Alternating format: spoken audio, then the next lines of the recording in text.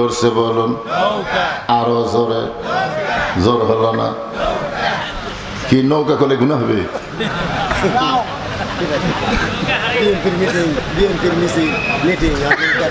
না না না, এটা কোনো দলের কথা না তো, আল্লাহর কোরআনের কথা রে বাকরা।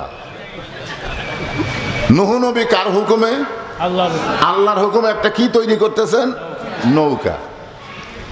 এমন সময় এক বুড়িমা লাঠিতে ভর দিয়ে সে বলে, বাবা নূহ, এই শুকনা জায়গায় নৌকা বানানোর কারণ কি? নূহ বলতেছেন, বুড়িমা, বন্যা নামক একটা গজব আসবে, এই গজবে গোটা পৃথিবী ধ্বংস হয়ে যাবে, কেবলমাত্র নৌকার ভিতরে যারা জায়গা পাবে তারা ধ্বংস হবে না। আপনারা কি মনে করতেছেন আওয়ামী লীগের নৌকার ওয়াজ করতেছি? তো সুবহানাল্লাহ কর না কেন? এই নৌকার মধ্যে যারা জায়গা পাবে তারা ধ্বংস হবে না। বুড়ি বলতেছে, বাবা নূহ, বন্যা গজব দেখে সবাই যদি নৌকায় উঠবার চায়, তোমার এই ছোট নৌকায় কি এত মানুষের জায়গা হবে? নূহ বললেন, বুড়িমা, এই নৌকায় ওঠার শর্ত হলো ইমানদার বান্দা বান্দি যারা নৌকার মধ্যে জায়গা পাবে তারা, বেঈমানদের জায়গা নৌকায় হবে। তাহলে কি বুঝলেন? ইমানদার বান্দা বান্দি যারা নৌকার মধ্যে জায়গা পাবে তারা, বেঈমানদের জায়গা নৌকায় হবে না। সঙ্গে সঙ্গে বুড়ি বললেন, লা ইলাহা ইল্লাল্লাহু নূহু নবিয়ুল্লাহ। আপনারা বলেন তো, এই কলমা পড়লে আমাদের গুনাহ হবে? তাহলে সকলে পড়েন, লা ইলাহা ইল্লাল্লাহু নূহু নবিয়ুল্লাহ। নূহ বললেন, বুড়িমা, আপনার আর কোনো টেনশন নেই, আপনার আর কোনো টেনশন নেই। আপনি যখন আল্লাহকে বিশ্বাস করেছেন, বন্যা নামক গজব যখন আসবে আমি আপনার হাত ধরে নৌকায় উঠায় নেব। সঙ্গে সঙ্গে বুড়ি বললেন, আলহামদুলিল্লাহ। আপনারা বলেন তো, বন্যা নামক গজব যখন আসবে তখন বুড়িকে কে নৌকায় উঠাবে? জোরে কর না কেন? নূহ নবী। এই কথা শোনার পরে বুড়ি প্রশংসা করছে কার? করা লাগতো কার? নূরই করা লাগতো। কারণ তুমি আমাকে নৌকা তুটাবা, যেরকম আমরা নেতার প্রশংসা করি, নেত্রীর প্রশংসা করি, করি কি করি না? কথা কর না কেন? তো এখন বুড়ি বলতেছে, আলহামদুলিল্লাহ। বন্যা গজব শুরু হয়ে গেল, গোটা পৃথিবী ধ্বংস হয়ে গেছে। শুধুমাত্র নূহ নবীর নৌকায় যে কয়জন, ওই কয়জনকে আল্লাহ জীবিত রাখছে। নৌকা যখন যুদি পর্বতে ভিড়ে গেল, এমন সময় আল্লাহ বলে, নূহ, তোমার নৌকার খবর কি? নূহ বলতেছে, নৌকার ভিতরে যারা জীবিত আছে তারা, নৌকার বাহিরে যারা ধ্বংস হয়েছে তারা। আল্লাহ বলেন, নূহ, ওই বুড়িটার খবর কি? নূহ বলতেছে, আল্লাহ, আমার মনই নেই। কি নাই? দেখছেন যে নূহ নবী কি করেছিল, বন্যা গজব যখন শুরু হবে আমি তোমার হাত ধরে নৌকায় উঠাবো। এখন আল্লাহ বলতেছে, নূহ, বুড়িটার খবর কি? নূহ বলতেছে, আমার মনই নেই। তার মানে কি বুঝলেন? বিপদে পড়লে নবীরাও পর্যন্ত ভুলে যায়। আর এখন কতগুলো লোক কয়, হুজুর আমার কোনো টেনশন নাই তো, আমি পীর ধরছি। আর পীরই অক বাঁচাবে। আমার দয়াল বাবার দরবারেতে কেউ ফিরে না খালি হাতে। কি এই জিকিরের ওয়াজ হচ্ছে? ফাযকুরুনি আযকুরকুম ওয়াশকুরুলি ওয়ালা তাকফুরুন। আল্লাহ বলে, নূহ, তাহলে বুড়িটার খবর কি? নূহ বলতেছে, আল্লাহ, দুনিয়ার সবাই যখন ধ্বংস হয়ে গেছে তাহলে বুড়িটাও ধ্বংস হয়ে গেছে। আল্লাহ বলে, নূহ, আজগুবি কোনো কথা বলা যাবে না, কথা বলতে গেলে তদন্ত করে কথা বলা লাগবে। সুবহানাল্লাহ কোন? আজগুবি বুঝেন? আজগুবি, আজগুবি কোনো কথা বলা যাবে না, কথা বলতে গেলে তদন্ত করে কথা বলা লাগবে। আজকে আমাদের বাংলাদেশে আমরা আজগুবি কথা বেশি বলি, আজগুবি। এই ভোটের আগে যা শুরু হয়েছিল বুঝলেন, হ্যাঁ জি। আসলে দীর্ঘ 17 বছর জামাত বিএনপি একসাথে আমরা ছিলাম, ঠিক কিনা বলেন? কিন্তু হাসিনা পতনের পরে এই দুই দল যা শুরু করলো ভাই,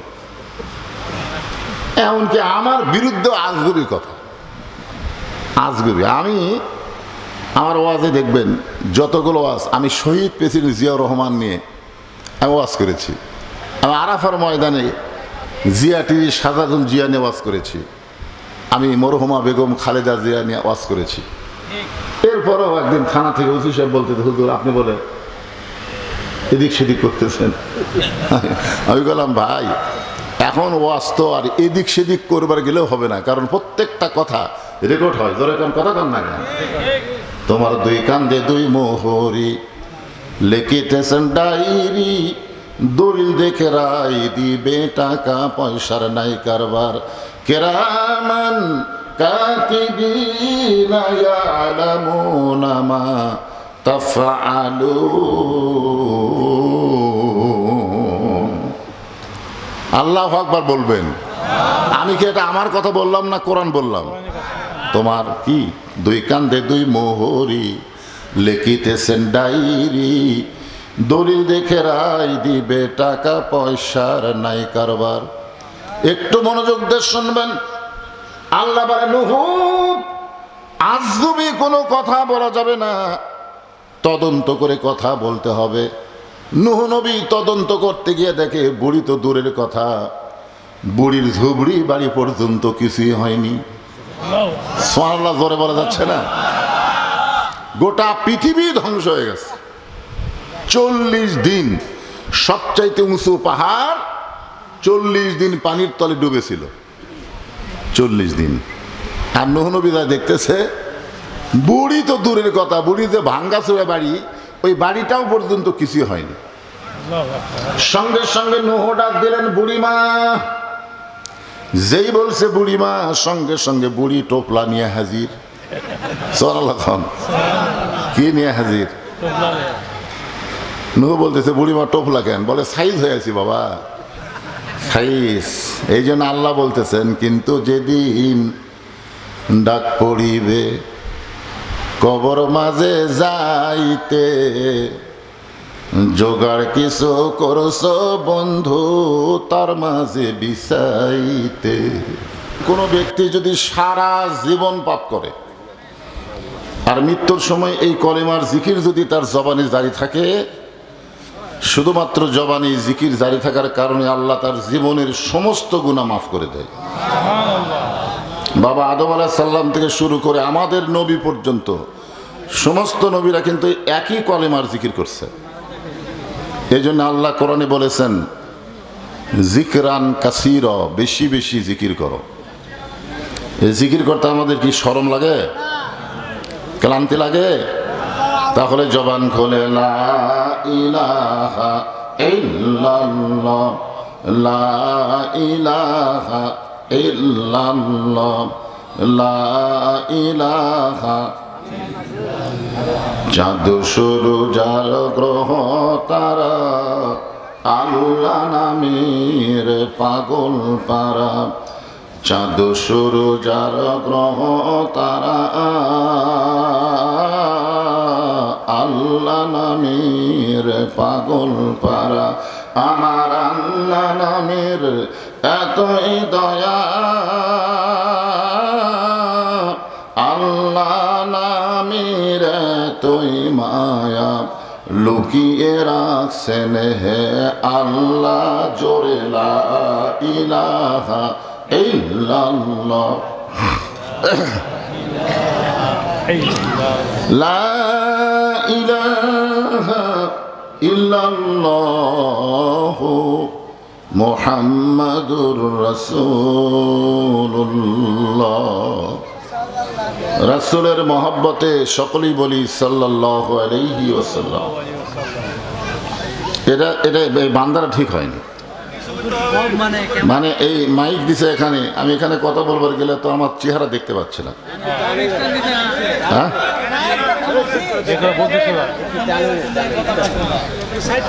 সব এগুলা দিছে উপরে। তো তোমার বান্ধার সময় তোমার মাইকের তোমার ঠিক হওয়া লাগবে না, মিডিয়ার কারণে তোমার মাইকের দুর্নাম করবে। হ্যাঁ ঠিক আছে,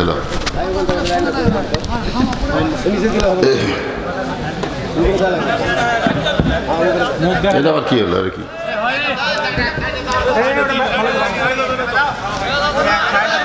হ্যাঁ হ্যাঁ হ্যাঁ, হয়েছে কোনো সমাধান না, দেখা যাচ্ছে তো, এখন দেখা যাচ্ছে না। আলহামদুলিল্লাহ। বড় পীর হযরত আব্দুল কাদের জিলানী রহমতুল্লাহ আলাই এর বংশধর মরহুম হযরত মাওলানা শাহ শহীদ সরওয়ার্দী রহমতুল্লাহ আলাই রুহের মাগফিরাত কামনায় আজকের এই ৮৩তম ইসলামী জলসা এবং ওয়াজ মাহফিল,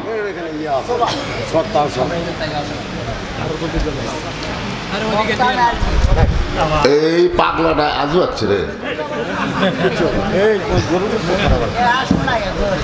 না, ডিস্টার্ব করা হবে না, তুমি তো আসবেই। হ্যাঁ তুমি আসো, অসুবিধা নেই, কিন্তু পেঁচাল বেশি পারলে হবে, বক্তার চাইতে বেশি কথা বলা যাবে। থাক থাক। আমি রাজশাহী বাগমারা নাম শুনছেন? ওই বাগমারা একবার ওয়াজ করতে বলেছিলাম বড় পীর আব্দুল কাদের জিলানী। বলা মাত্রই সভাপতি সাহেব আমার মাইক কেড়ে লিছে, মুখের আগে থেকে মাইক কেড়ে লিছে। বড় পীর কোরআন হাদিসের কোন জায়গাতে আছে? আপনি যে বড় পীর করলেন, এটা কোরআন হাদিসের কোন জায়গায় আছে? আমি বললাম বড় পীর তো কোরআন হাদিসে নাই। তখন আমাকে বলতেছে এটা তাফসিরুল কোরআন মাহফিল, এখানে কোরআন হাদিসের বাহিরে কোনো ওয়াজ করা যাবে না। তা আমি তো একেবারে ধরা খেলাম, আর আবার আহলে হাদিসের লোক, কথাটা বুঝলেন? তো কিছুক্ষণ পরেই আমি বললাম ভাই আমি তো বিরাট ভুল করছি, মাইকটা আমারে দেন, আমি একটু তওবা করি, কারণ ভুল করছি তো তওবা করার দরকার নাই। মাইকটা নেওয়ার পর আমি সভাপতির হাত ধরে বললাম আপনার বাড়ি কোথায়? তখন বলতেছে আমি ঢাকা থেকে আসি নাই, এই গ্রামে আমার বাড়ি। আমি বললাম এই গ্রামের কোন জায়গায়? তো বলতেছে বড় মসজিদের কাছে। কোন জায়গায়? বড় মসজিদের কাছে। আমি বললাম বড় মসজিদ কেন বললেন? বলে আমাদের গ্রামে 3টা মসজিদ আছে, কিন্তু আমার বাড়ি যে মসজিদের কাছে এটা হলো কেন্দ্রীয় বড় মসজিদ। তা আমি বললাম বড় মসজিদ কোরআন হাদিসের কোন জায়গাতে আছে? তো বলতেছে কোরআন হাদিসে তো বড় মসজিদ নাই। তো আপনি যদি বড় মসজিদ বলতে পারেন, তা আমি বড় পীর বললে অসুবিধা কোন জায়গায়? আসলে তিনি কত বড় আল্লাহওয়ালা ছিলেন, ওনার একটা লেখা বই আছে গুনিয়াতুত তালিবিন, আব্দুল কাদের জিলানী রহমতুল্লাহ আলাইহির নিজের লেখা। বইটার নাম কি? গুনিয়াতুত তালিবিন। আজকে তারই বংশধর ৮৩তম মাহফিল, আল্লাহর ওলির মাহফিলে আল্লাহ তাআলা যিনাকে সম্মানিত সভাপতির আসনে কবুল করেছেন, জনাব আলহাজ মোহাম্মদ নজরুল ইসলাম। আজকের এই মাহফিলের সম্মানিত প্রধান অতিথি আলহাজ মোহাম্মদ আব্দুল কুদ্দুস, সম্মানিত বিশেষ অতিথিবৃন্দ, সম্মানিত সুধীজন, সম্মানিত ওলামায়ে কেরাম, আপনাদের মাঝে মাঝে যে সমস্ত আলেম ওলামা বসে আছেন, মঞ্চে আছেন, মাগরিবের নামাজের পর থেকে এত রাত পর্যন্ত কোরআন হাদিসের আলোকে অত্যন্ত গুরুত্বপূর্ণ আলোচনা করে আপনাদেরকে শোনালেন। আলেম ওলামা সহ আজকের মাহফিলের বক্তাগণকে অন্তরের অন্তঃস্থল থেকে আমি শুভেচ্ছা জ্ঞাপন করছি। এই মুহূর্তে আমার সামনে যারা বসে আছেন, জিনাদেরকে আল্লাহ দয়া করে, রহম করে, মেহেরবানি করে এই জান্নাতের বাগানে কবুল করেছেন। আমি যখন বললাম কবুল করেছেন, তখন আপনাদের কিছু বলা দরকার ছিল। আপনারা কখনো মনে করবেন না যে আপনি নিজে ইচ্ছা করে এখানে আছেন। আল্লাহ যদি না চাইতো আমরা কেউ এখানে আসতে পারতাম না। জি আল্লাহ দয়া করে, রহম করে, মেহেরবানি করে আজকের এই জান্নাতের বাগানে আমাদের কবুল করেছেন। আমার সামনে যারা বসে আছেন, আমি আমার অন্তরের অন্তঃস্থল থেকে আপনাদের সবাইকে শুভেচ্ছা জ্ঞাপন করছি। আমার সম্মানিতা মা বোনেরা, পর্দার অন্তরালে বসে বসে যারা আলোচনা শুনতেছেন, আমি তাদেরকেও শ্রদ্ধা জ্ঞাপন করি। এই মুহূর্তে জানতে চাচ্ছি আপনারা সকলে কেমন আছেন? আলহামদুলিল্লাহ রাব্বিল আলামিন। জি, আসলে এটাই নিয়ম। বক্তা যদি শুনতে চায় আপনারা কেমন আছেন, শ্রোতাদের উচিত হলো হুজুর আপনিও কেমন আছেন। এটা শুরু হয়েছিল মুসা আলাইহিস সালাম থেকে। একবার মুসা আলাইহিস সালাম তুর পর্বতের কিনারায় গিয়ে দাঁড়িয়ে আছেন। আল্লাহ তাআলা বললেন, মুসা তুমি কেমন আছো? মুসা বলতেছে আলহামদুলিল্লাহ। তো মুসা বলতেছে আল্লাহ আপনি কেমন আছেন? নাকি শোনা লাগবে না? আল্লাহ কেমন আছে? তো আল্লাহ বলতেছেন, মুসা আমি আল্লাহ কেমন আছি যদি জানবার চাও, যদি দেখবার চাও, ইজহাব ইলা ফিরাউন ইন্নাহু তাগা। আমি আল্লাহ কেমন আছি যদি জানবার চাও, দেখবার চাও, তাহলে ফেরাউনের কাছে যাও। কার কাছে যাও? ফেরাউনের কাছে গেলেই দেখবা যে আমি আল্লাহ কেমন আছি। আজকে আমরা যারা এখানে বসেছি, আমরা যে ভালো আছি এই ব্যাপারে কোনো সন্দেহ নেই। কথা আমার না ভাই, কথা হচ্ছে আল্লাহর। এই কোরআনের ওয়াজ শুনতেছেন, এই কোরআনই বলেছে মা সাবাকা মিন হাসানাতিন ফামিন আল্লাহ। বান্দা বান্দির দ্বারা যখন কোনো ভালো কাজ হয়, এই কাজ বান্দা বান্দি করে না, বরং আল্লাহ করায়। আপনার বলেন তো, কোরআন কারিমের মাহফিলে বসা ভালো কাজ না খারাপ কাজ? তাহলে এই কাজ কি আমরা করলাম না আল্লাহ করালাম? তাহলে এই মুহূর্তে আমরা বিশ্বাস করতে পারি, আমরা যত বড়ই পাপী হই না কেন, আল্লাহ আমাদের উপরে খুশি আছেন। সুবহানাল্লাহ হয় না? আচ্ছা, আল্লাহ খুশি নাই বেদার? আল্লাহ কি বেদার? যে আল্লাহ খুশি হয়ে আজকের জান্নাতের বাগানে বসার সুযোগ দিয়েছেন, আমরা সে আল্লাহর উপরে খুশি হয়ে জবান খুলে সকলে বলবো রব্বানা লাকাল হামদ হামদান কাসীরান তাইয়িবান মুবারাকান ফীহি। আমরা প্রশংসা করলাম আল্লাহর। প্রশংসা করার কারণ যে আল্লাহ আমাদেরকে জন্মগতভাবে মুসলমানের ঘরে কবুল করেছেন। আল্লাহ ইচ্ছা করলে আমাদের হিন্দু বৌদ্ধ খ্রিস্টানদের ঘরেও পাঠাবার পারতেন, কারণ দুনিয়াতে মানুষ পাঠানোর দায়িত্ব কার? যদি আল্লাহ হিন্দু বৌদ্ধ খ্রিস্টানদের ঘরে আমাদের প্রেরণ করত, তাহলে আমাদের অবস্থাটা কি হতো? কারণ অন্য ধর্মে জন্ম নিয়ে মুসলমান হয়ে মরা খুবই কঠিন। অন্য ধর্মে জন্ম নিয়ে, কারণ আল্লাহ কি বলেছেন, লা তামুতুন্না ইল্লা ওয়া আনতুম মুসলিমুন, মুসলমান না হয়ে মরো না। অন্য ধর্মে জন্ম নিয়ে মুসলমান হয়ে মরা যে কঠিন, তার প্রমাণ হলো নবীর চাচা আবু তালেব, যিনি নবীকে লালন পালন করেছেন। আল্লাহ রাসূল বলেছেন যে মায়ের পেটে থাকা অবস্থায় আমার বাবা দুনিয়া থেকে বিদায় নিয়েছে। তাহলে কেমন এতিম ছিলেন আমাদের নবী, চিন্তা করেন। যখন মায়ের পেটে ছিলেন তখনই বাবা চলে গেছে, কিন্তু আল্লাহ নবী বলেছেন আমি দুনিয়াতে আসার পরে এতিম ছিলাম না। সাহাবীরা বললেন, ইয়া রাসূলুল্লাহ, মায়ের পেটে আপনি এতিম ছিলেন, কিন্তু দুনিয়াতে আসার পরে এতিম ছিলেন না, এটা কেমনে? আল্লাহ নবী বললেন, ভাগ্য গুণে এমন একটা চাচা পাইছিলাম, আবু তালেব আমাকে এমনভাবে লালন পালন করেছে, আমার যে বাবা নাই এটা কোনোদিন বুঝতে পারিনি। অথচ ওই চাচা জাহান্নামে যাবে, মাথা থাকে? আল্লাহ রাসূল বললেন, চাচা মরেই যখন যাচ্ছেন, মরেই তো যাচ্ছেন, খালি একটা বার আপনি বলেন লা ইলাহা ইল্লাল্লাহ মুহাম্মাদুর রাসূলুল্লাহ, আমি ওয়াদা দিলাম আপনার হাত ধরে জান্নাতে পৌঁছে দিব। এত কথা, এত বড় কথা শোনার পরেও চাচা বললেন, মরেই যখন যাচ্ছি বাপ দাদার ধর্ম ছাড়বো না। এখান থেকে কি বুঝলেন? যাই যে ধর্মে জন্ম নেয় মনে করে তারিটাই আসল, কথা কন না কেন?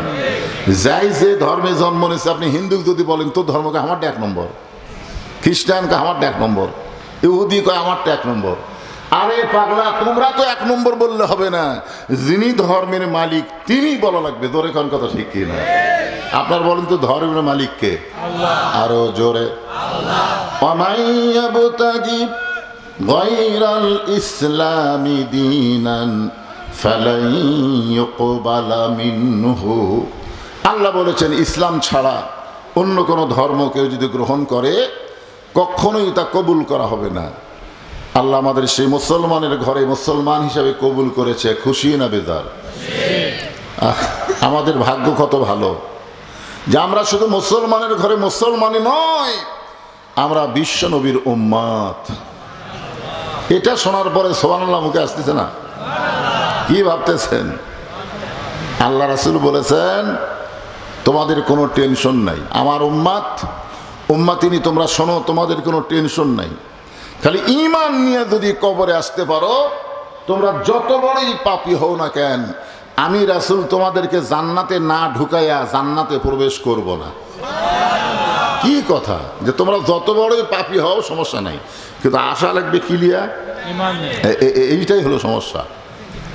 কারণ আমাদের বাংলাদেশের অধিকাংশ মুসলমান ঈমানের সাথে মরবার পারতেছে না, অধিকাংশ মুসলমানই ঈমানের সাথে মরতেছে না। মরা লাগবে কি কিসের সাথে?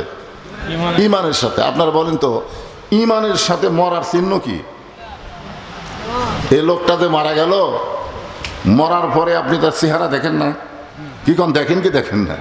তো আপনারা বলেন তো মরার পরে ঈমানের সাথে মরলো না বেঈমান হয়ে মরলো, এটা বোঝার উপায় কি? এটা বোঝার কিন্তু উপায় আছে। হ্যাঁ, উপায়টা হলো একটা লোক জীবিত অবস্থায় খুব একটা সুন্দর ছিল না, কিন্তু মরার পরে তার চেহারাটা খুবই সুন্দর হয়ে গেল, তাহলে বুঝবেন এই লোকটা ঈমানের সাথে মারা গেছে। সুবহানাল্লাহ বলেন। আর লোকটা দুনিয়াতে খুবই সুন্দর ছিল, কিন্তু মরার পরে চেয়ার হয়ে গেছে কালো, তাহলে বুঝবেন এই লোকটা বেঈমান হয়ে মারা গেছে। তা আমরা যারা এখানে বসে আছি, আমরা কি মরছি? আমাদের মরণ সামনে আছে না নাই? মাশাআল্লাহ, এই মরণটা যেন ঈমানের সঙ্গে হয়, এটা সামনে নিয়ে আপনাদের সামনে আমার আলোচনা। ফাযকুরুনি আযকুরুকুম ওয়াশকুরুলি ওয়ালা তাকফুরুন। এই আয়াতটা কারণ আল্লাহর ওলির, এটা আল্লাহর ওলির মাজার না? এই কথা কারণ আল্লাহর ওলির মাজার, এই ব্যাপারে কারো সন্দেহ আছে নাকি? তো ওলির মাজারে জিকির আজকাল বেশি হয় না, তো এই জন্য আমি জিকির নিয়েই শুরু করলাম। আল্লাহ বলতেছেন ফাযকুরুনি আযকুরুকুম ওয়াশকুরুলি ওয়ালা তাকফুরুন, যে আমার জিকির করবে আমি আল্লাহ তার জিকির করব। এখন সুবহানাল্লাহ, কত বড় কথা। আল্লাহ বলতেছেন যে আমাকে স্মরণ করে আমি আল্লাহ তাকে স্মরণ করি, যে আমার জিকির করে আমি আল্লাহ তার জিকির করি। এই জিকিরটা কীরকম একটা দৃষ্টান্ত দিই। আল্লাহর একজন মস্ত বড় পয়গাম্বর, নাম হলো নূহ আলাইহিস সালাম। আপনার নাম শুনছেন? এই কোরআন শরীফের মধ্যে আদমের পরই যেই নবী, তার নাম হলো নূহ আলাইহিস সালাম, তাকে দ্বিতীয় আদম বলা হয়। তো নূহ নবী আল্লাহর হুকুমে, কার হুকুমে? শুকনা জায়গায় একটা নৌকা তৈরি করতেছেন। কি তৈরি করতেছেন? আরো জোরে কন, জোরসে বলুন, আরো জোরে। জোর হলো না কি? নৌকা করলে গুনাহ হবে?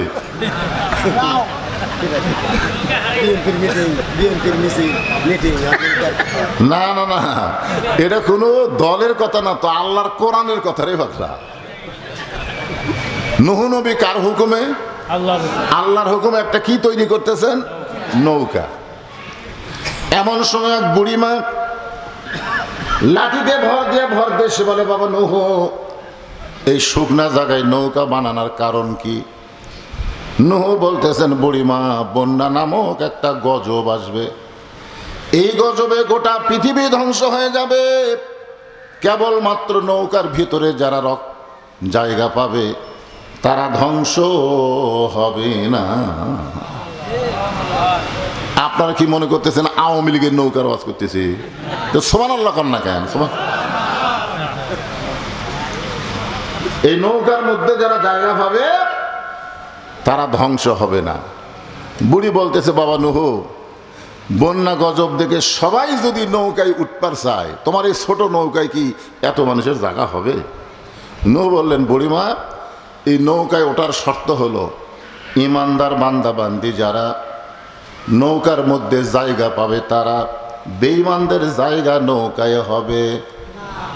তাহলে কি বুঝলেন? ইমানদার বান্দা বান্দি যারা নৌকার মধ্যে জায়গা পাবে তারা, বেঈমানদের জায়গা নৌকায় হবে না।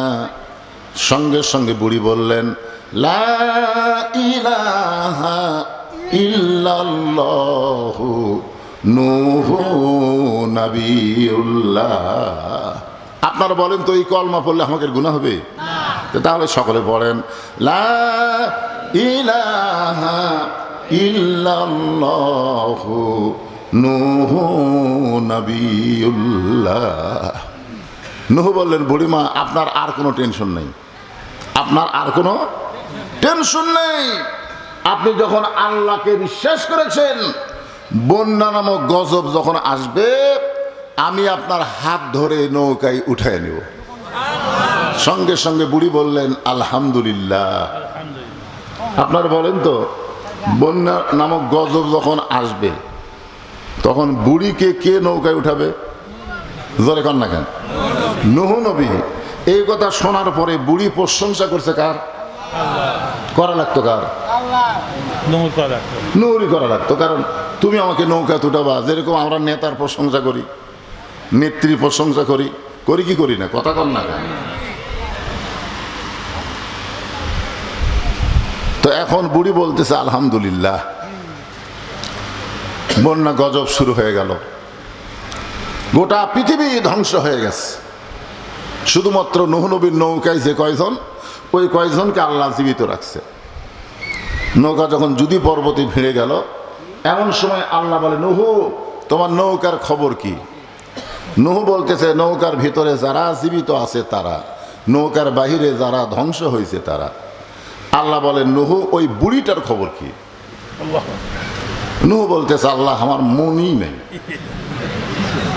কি নাই? দেখছেন যে নূহ নবী কি করেছিল, বন্যা গজব যখন শুরু হবে আমি তোমার হাত ধরে নৌকায় উঠাবো। এখন আল্লাহ বলতেছে, নূহ, বুড়িটার খবর কি? নূহ বলতেছে, আমার মনই নেই। তার মানে কি বুঝলেন? বিপদে পড়লে নবীরাও পর্যন্ত ভুলে যায়। আর এখন কতগুলা লোক কয়, হুজুর আমার কোনো টেনশন নাই তো, আমি পীর ধরছি। আর পীরই হোক বাঁচাবে। আমার দয়াল বাবার দরবারেতে কেউ ফিরে না খালি হাতে। কি এই জিকিরের ওয়াজ হচ্ছে? ফাযকুরুনি আযকুরকুম ওয়াশকুরুলি ওয়ালা তাকফুরুন। আল্লাহ বলে, নূহ, তাহলে বুড়িটার খবর কি? নূহ বলতেছে, আল্লাহ, দুনিয়ার সবাই যখন ধ্বংস হয়ে গেছে তাহলে বুড়িটাও ধ্বংস হয়ে গেছে। আল্লাহ বলে, নূহ, আজগুবি কোনো কথা বলা যাবে না, কথা বলতে গেলে তদন্ত করে কথা বলা লাগবে। সুবহানাল্লাহ কোন? আজগুবি বুঝেন? আজগুবি, আজগুবি কোনো কথা বলা যাবে না, কথা বলতে গেলে তদন্ত করে কথা বলা লাগবে। আজকে আমাদের বাংলাদেশে আমরা আজগুবি কথা বেশি বলি। আজগুবি এ ভোটের আগে যা শুরু হয়েছিল বুঝলেন? হ্যাঁ, আসলে দীর্ঘ 17 বছর জামাত বিএনপি একসাথে আমরা ছিলাম, ঠিক কিনা বলেন? কিন্তু হাসিনা পতনের পরে এই দুই দল যা শুরু করলো ভাই, এমনকি আমার বিরুদ্ধে আজগুবি কথা, আজগুবি। আমি আমার ওয়াজে দেখবেন যতগুলো ওয়াজ, আমি শহীদ প্রেসিডেন্ট জিয়াউর রহমান নিয়ে আমি ওয়াজ করেছি, আমি আরাফার ময়দানে জিয়া টিভি সাধারণ জিয়া নিয়ে ওয়াজ করেছি, আমি মরহুমা বেগম খালেদা জিয়া নিয়ে ওয়াজ করেছি। এরপরেও একদিন থানা থেকে ওসি সাহেব বলতে, হুজুর আপনি বলে এদিক সেদিক করতেছেন। আমি বললাম, ভাই এখন ওয়াজ তো আর এদিক সেদিক করবার গেলেও হবে না, কারণ প্রত্যেকটা কথা রেকর্ড হয়। ধরে কান কথা কান না কেন? তোমার দুই কান্দে দুই মোহরি, লিখিতেছেন ডায়েরি, দলিল দেখে রায় দিবে, টাকা পয়সার নাই কারবার। কেরামান কাতিবিনা ইয়ালামুনা মা তাফআলুন। আল্লাহু আকবার বলবেন। আমি কি এটা আমার কথা বললাম না কোরআন বললাম? তোমার কি দুই কান্দে দুই মোহরি, লিখিতেছেন ডায়েরি, দলিল দেখে রায় দিবে, টাকা পয়সার নাই কারবার। একটু মনোযোগ দিয়ে শুনবেন। আল্লাহ বলে নূহ, আজগুবি কোনো কথা বলা যাবে না, তদন্ত করে কথা বলতে হবে। নূহ নবী তদন্ত করতে গিয়ে দেখে বুড়ি তো দূরের কথা, বুড়ির ঝুবড়ি বাড়ি পর্যন্ত কিছুই হয়নি। সুবহানাল্লাহ জোরে বলা যাচ্ছে না? গোটা পৃথিবী ধ্বংস হয়ে গেছে। 40 দিন সবচাইতে উঁচু পাহাড় 40 দিন পানির তলে ডুবেছিল। 40 দিন। আর নূহ নবী দেখতেছে বুড়ি তো দূরের কথা, বুড়ি যে ভাঙ্গা চুরে বাড়ি, ওই বাড়িটাও পর্যন্ত কিছুই হয়নি। সঙ্গে সঙ্গে নূহ ডাক দিলেন, বুড়িমা। যেই বলছে বুড়িমা, সঙ্গে সঙ্গে বুড়ি টোপলা নিয়ে হাজির। সুবহানাল্লাহ। কি নিয়ে হাজির? নূহ বলতেছে বুড়িমা টোপলা কেন? বলে সাইজ হয়েছি বাবা, সাইজ। এই জন্য আল্লাহ বলতেছেন, কিন্তু যেদিন ডাক পড়িবে কবর মাঝে যাইতে, জোগাড় কিছু করছ বন্ধু তার মাঝে বিছাইতে। আপনারা কি সাইজ হয়ে আছেন? বেসাইজ। আল্লাহ কি বলতেছেন? ইয়া আইয়ুহাল্লাযীনা আমানুত্তাকুল্লাহা হাক্কা তুকাতিহি ওয়া লা তামুতুন্না ইল্লা ওয়া আনতুম মুসলিমুন।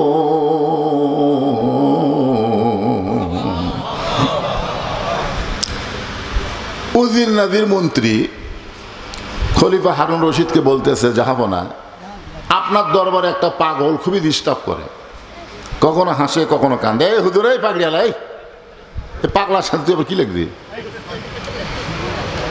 না না, এরা খুবই ডিস্টার্ব, খুবই ডিস্টার্ব, আমি খুবই ডিস্টার্ব রে। তুই তো এই পাগড়িয়ালা, তুই আবার ডিস্টার্ব করতিস। কি এইরকম ছোট বাচ্চার হাতে আপনার মোবাইল দিয়ে কি বানাচ্ছেন? আমি অসুস্থ মানুষ। বর্তমান বিশ্বের প্রেক্ষাপট আল্লাহর ওলির দরবার সামনে রেখে ফাসকুরুনি আসকুরুকুম আয়াতের উপর কথা বলতেছি। তো এখন উজির নাজির মন্ত্রীরা বলতেছে, যাবো না, এই বাহালুল পাগল কখনো হাসিয়ে কখনো কান্দে, রাজ দরবারের সৌন্দর্য নষ্ট হয়ে গেছে। রাজ দরবার একটা সৌন্দর্য আছে না নাই? কিন্তু এই পাগল রাজ দরবারে সে যদি কান্দে হাসে তখন কেমন লাগে? আপনি যেভাবেই হোক এই পাগলকে রাজ দরবার থেকে বের করার একটা ব্যবস্থা করেন। খলিফা হারুন বাহলুল পাগলকে কাছে ডাক দিয়ে বললেন, ভাইজান, আমার একটা কাজ করে দেওয়া লাগবে, পারবা? তো বাহলুল পাগল বলে, কি কাজ?